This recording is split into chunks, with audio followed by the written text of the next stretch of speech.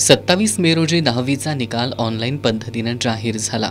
त्यानंतर लगेचच कोल्हापूर शहरातील 29 महाविद्यालयांसाठी 11वीच्या ऑनलाईन प्रवेश प्रक्रियेची सुरुवात झाली। विद्यार्थ्यांना निकालपत्र मिळेपर्यंत पहिल्या भागात वैयक्तिक माहिती भरावी लागणार आहे।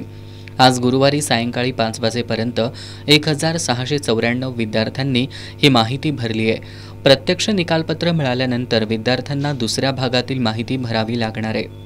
ही जी वेबसाईट आहे ती www.dydekop.org या वेबसाईटवर जाऊन आपल्याला आपला भाग 1 सध्या म्हणजे स्वतःचं रजिस्ट्रेशन करायचं आहे आणि हे करताना आपलं नाव, आपल्याला मिळालेले गुण, आपला पत्ता, mobile number, email I D अशी एक सर्वसाधारण माहिती स्वतःची भरायची आहे।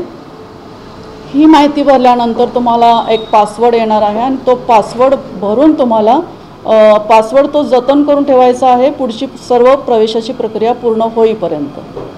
तर आत्ता आपण भाग 1 जो भरत आहोत याच्यामधून आपण फक्त स्वतःची सर्वसाधारण माहिती भरून रजिस्ट्रेशन करणार आहोत आणि ज्या वेळेस SSC बोर्डाकडून गुणपत्रक मिळणार आहेत त्यावेळेस आपल्याला भाग 2 आपल्याला भरायचा आहे आणि त्यावेळेस या पासवर्डची तुम्हाला गरज पडणार आहे।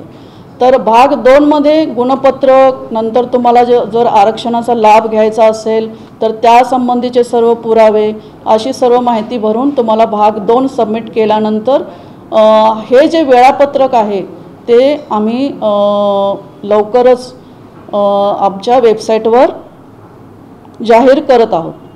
त्यांनी महाविद्यालयांचा पसंतीक्रम निश्चित करताना मागील वर्षीची कट ऑफ लिस्ट पाहावी असं आवाहन करत 11वी प्रवेशापासून एकही विद्यार्थी वंचित राहणार नाही अशी ग्वाही दिली। वेबसाईटवर सर्व प्रकारची ऑनलाईन प्रवेशाची सर्व माहिती पत्रकं, नंतर कॉलेजेसचं नाव, गेल्या वर्षीचे कट ऑफ ही सर्व माहिती आपण आपल्या वेबसाईटवर जाहीर केलेली आहे। त्याचा अभ्यास करायचा आहे आणि त्यानुसार आपला पसंतीक्रम नोंदवायचा आहे म्हणजे तुम्हाला पहिल्याच फेरीमध्ये प्रवेश आपला निश्चित करता येईल। याशिवाय जर काही शंका असेल तर आपण वेबसाईटवर 2 मोबाईल नंबर दिलेले आहेत, त्यापैकी कुठल्याही एका मोबाईल नंबरवर कार्यालयीन वेळेमध्ये संपर्क साधल्यास तुमच्या सर्व शंकांचं समाधानसुद्धा करण्यात येणार आहे।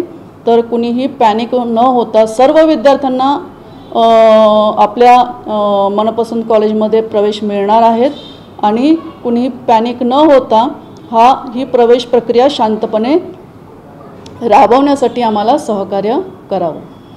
ही केंद्रीय प्रवेश प्रक्रिया फक्त विज्ञान शाखा आणि वाणिज्य शाखेच्या इंग्रजी माध्यमात प्रवेश घेऊ इच्छिणाऱ्या विद्यार्थ्यांसाठी आहे। कला शाखेत प्रवेश घेऊ इच्छिणाऱ्या विद्यार्थ्यांना त्यांच्या पसंतीच्या महाविद्यालयांमध्ये थेट प्रवेश घेता येणार आहे।